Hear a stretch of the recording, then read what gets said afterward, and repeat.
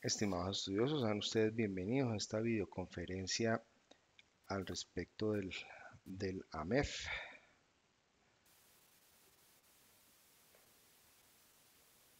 Bueno, aquí me acabo de dar cuenta que he cometido un error al no editar esta fecha.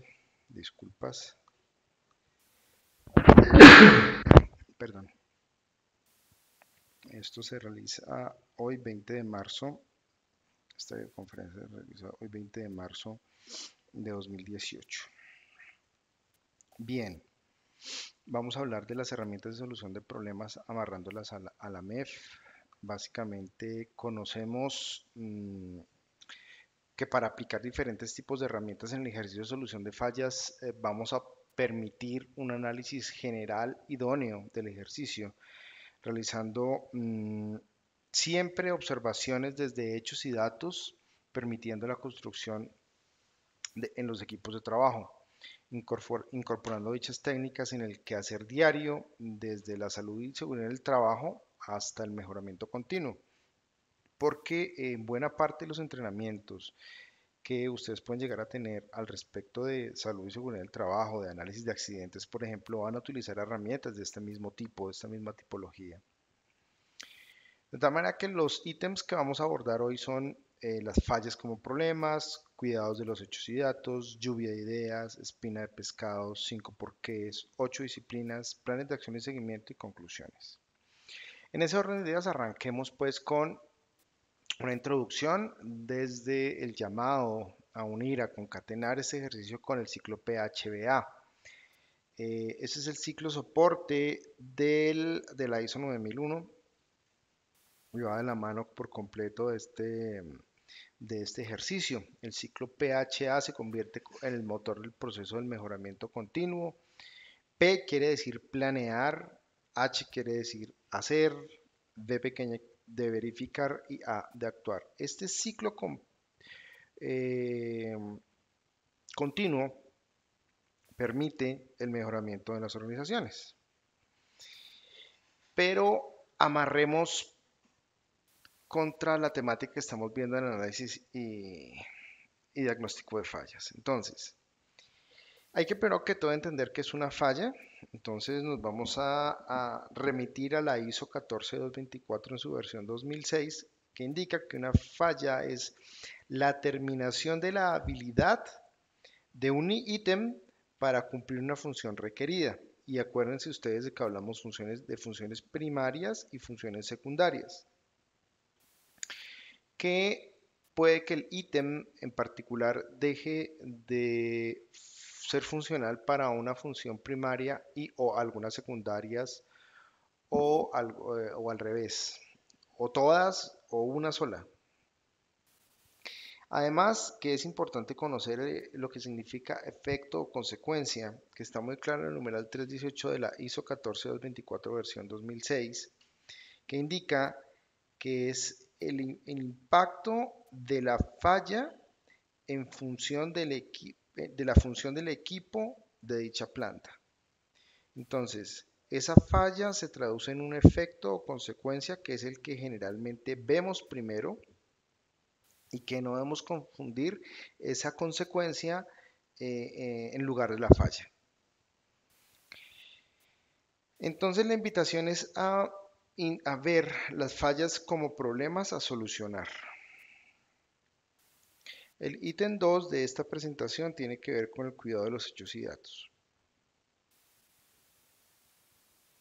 Esto montar una balanza en donde debemos propender, facilitar, orientar el ejercicio del trabajo del equipo a romper la subjetividad, a dejar de lado los pálpitos. Es que a mí me parece, es que yo llevo 20 años de experiencia, esto siempre ha sido así.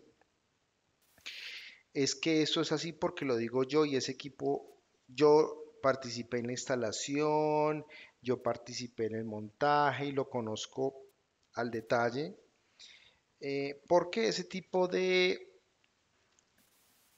respuestas que son desafortunadamente las que a veces nosotros mismos tenemos son las que van en contravía del equipo de trabajo, del buen funcionamiento del equipo de trabajo. De tal manera que debemos tender a menos palabras y más acción y minimizar en cada uno de nosotros la resistencia al cambio. El cambio inicia en cada uno de nosotros. Es fundamental permitir orientarnos al trabajo en equipo, a permitir que la objetividad de hechos y los datos sea la que gobierne los ejercicios de discusión, de sociabilización de las ideas para que seamos capaces de convencer a nuestros compañeros en función de evidenciar las fallas reales de las diferentes causas que se presentan en la planta o en un equipo o en un mecanismo particular.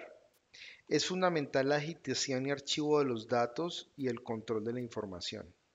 No por archivar, más bien sino por darle a esa información la capacidad que nos va a permitir tomar datos de manera objetiva.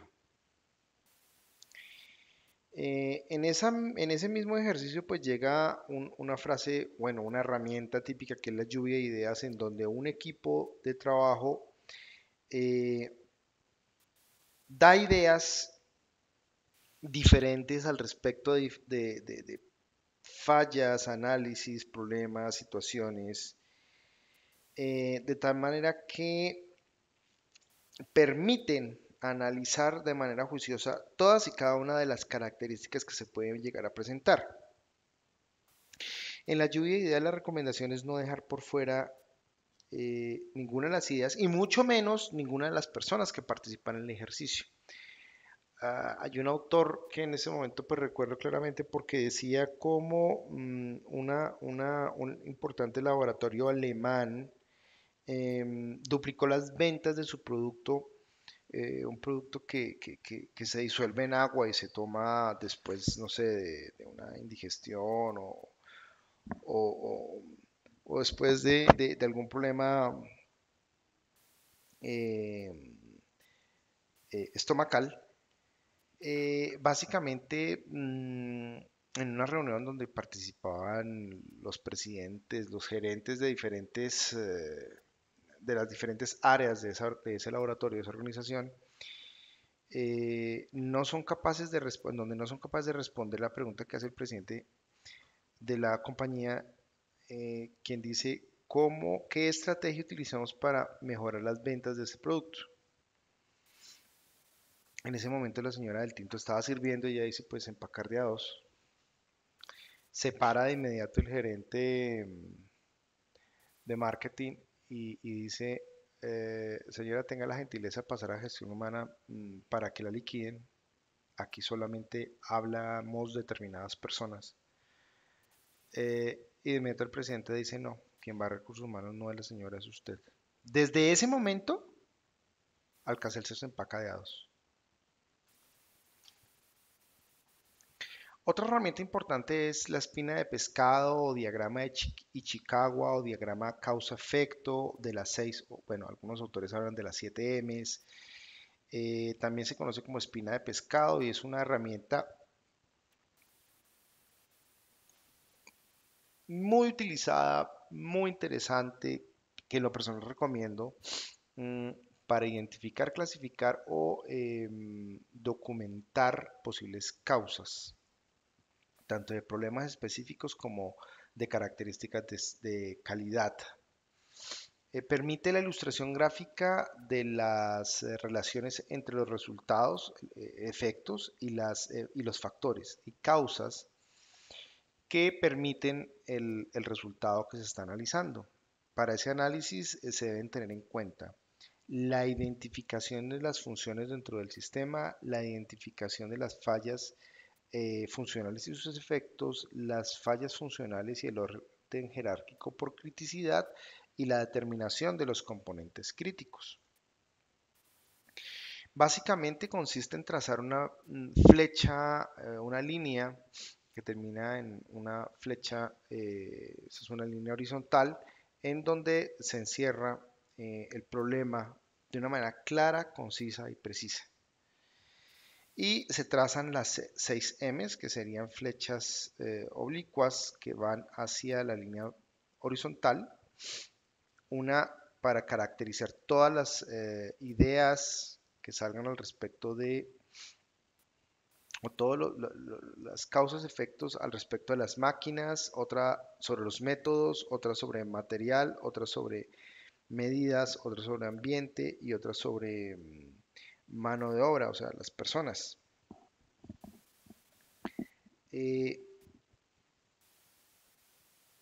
por lo general, o bueno, en mi experiencia, no sé, un 60% de las causas los hemos encontrado en el método, porque no está bien estandarizado el proceso, porque no está bien capacitado el personal para que cumpla ese proceso. Claro, también es importante aspectos como el medio ambiente, en donde se analizan la iluminación, la temperatura, la humedad, como factores que generen el problema. En máquinas buscamos afectaciones de mal mantenimiento, de no cumplimiento de la frecuencia del mantenimiento o de tareas de mantenimiento mal realizadas, ensambles mal practicados, participación de repuestos no acordes con la necesidad. Por otro lado, en las medidas está el uso de calibradores sin calibrar o de elementos de medición sin la calibración correspondiente o falta de capacitación en el uso adecuado de esas herramientas de medición, en la mano de obra, visión no alineada, mal entrenamiento, mala actitud, mala aptitud. En la materia prima, aspectos como material incorrecto, material dañado, mm, procesos anteriores que entregan productos en proceso que están en mal estado y que no se identificaron en el proceso particular y que además entregan un producto terminado en mal estado. La técnica del 5W5 porqués, algunos autores la describen como la escalera de los porqués, los 5 porqués, como la herramienta del análisis de los problemas. Básicamente tiene una metodología que se basa en reiteradamente repetir la pregunta ¿por qué? Para indagar en las relaciones causa-efecto que generan un problema particular. El objetivo final de los 5 porqués es determinar la causa raíz de un efecto o problema. Se analizan las posibles causas del problema caminando hacia atrás, hasta llegar a la última causa que fue la que realmente originó el problema. Es importante partir del hecho de que no deben ser siempre 5 veces las que se realizan esa pregunta del por qué. En algunas ocasiones con 3 es suficiente y se llega a la causa raíz y en otras hay que hacer 6, puesto que esto no va a depender de la longitud del proceso causal del problema. El objeto de esta técnica es permitir visualizar la información vital de modo sistemático para analizar las causas ocultas y desarrollar soluciones a las preguntas planteadas. Se pueden aplicar a la resolución de un conflicto, de la toma de un diagnóstico o de la toma de decisiones. Hay ejercicios que unen la lluvia de ideas para construir la espina de pescado y la espina de pescado o diagrama de Chicago para filtrar, unir, recategorizar, organizar toda esa lluvia de ideas inicial y filtrarlas. Aquí encuentra uno que hay ideas que definitivamente pueden ser causales de raíz y otras que definitivamente no tienen nada que ver con el tema o que sí tienen que ver pero con otra falla, no con la falla que estamos analizando. porque aquí es importante delimitar el ejercicio y no permitir empezar a divagar sobre temas que no tienen que ver con lo que se está analizando, de tal manera que el tiempo de la reunión se utilice de manera eh, responsable. Y al final, esas cuatro o cinco posibles causas que quedaron en la espina de pescado se pueden analizar por un cinco porqués para encontrar la causa raíz. El uso de esas tres herramientas de manera coherente, a mí en lo personal me ha dado excelentes resultados y me ha permitido llegar a la definición de causas raíces de manera eficiente. Por ejemplo, en un reductor NPR de un molino vertical, vamos a hacer un 5 porqués. Después de una falla del molino NPR, podemos preguntarnos por qué falló el molino vertical. Respuesta: porque no se transmite potencia del motor reductor al mecanismo de molienda. Eso después de un análisis en piso de lo que está sucediendo. Después realizamos la segunda pregunta, el segundo por qué, y es, ¿y por qué no se transmite potencia del motor reductor al mecanismo de molienda? Porque a pesar de que el motor funciona, no hay salida del par motor del reductor. Entonces ya empezamos a encontrar una causa em, más particular. Tercer pregunta, ¿y por qué no hay salida del par motor del reductor? O sea, encontramos que el motor eléctrico está funcionando, pero que el reductor no está entregando torque. Entonces, ante la pregunta, ¿y por qué no hay salida del par motor del reductor? La respuesta es porque el eje de salida está trabado. ¿Y por qué el eje de salida está trabado? Porque falló uno de los rodamientos del eje de salida del reductor. ¿Y por qué falló uno de los rodamientos de salida del reductor? Porque solamente realizamos tareas de mantenimiento correctivo. Eso es un ejemplo, ¿no? No es que así sea en todas las empresas. Entonces, a partir de ahí podemos entender, sacar conclusiones. Nos pudimos haber quedado en la respuesta 4, donde ya entendimos que el problema estaba en un reductor no, que necesitábamos ir a revisar si tenemos stock de ese rodamiento, que necesitamos desmontar el eje, desmontar el sistema entero, desmontar el rodamiento y reemplazarlo, revisando si el eje o alguna de las partes no se destruyó, y dejando el equipo funcional. Pero la pregunta 5, que es de golpe la más importante dentro del ejercicio para el área de planeación y programación del mantenimiento, nos invita a revisar por qué operativamente no nos dimos cuenta de que ese rodamiento estaba fallando, porque no hicimos un análisis de vibración antes de y no hubiésemos generado una parada tan importante. Bien, 8 disciplinas es un ejercicio que permite y que viene sobre todo de la madurez de muchas herramientas de calidad, hacer un ejercicio muy contundente dentro del análisis de un problema. Entonces parte del PHBA, en donde el P, planificar, está repartido en las ítems 1 y 2 de las 8 disciplinas. El ítem 1 permite preparar un equipo de personas, un equipo de trabajo que va a hacer el análisis. El punto 2 es describir y definir juiciosamente el problema de una manera clara, concisa y delimitada. Pasando al hacer, que tiene los ítems, o bueno, las disciplinas 3, 4 y 5. La número 3 es la contención del problema. Se detiene el equipo y todo el producto en proceso que acaba de entregar o que entregó ese equipo se contiene, no se puede utilizar hasta que no se analice.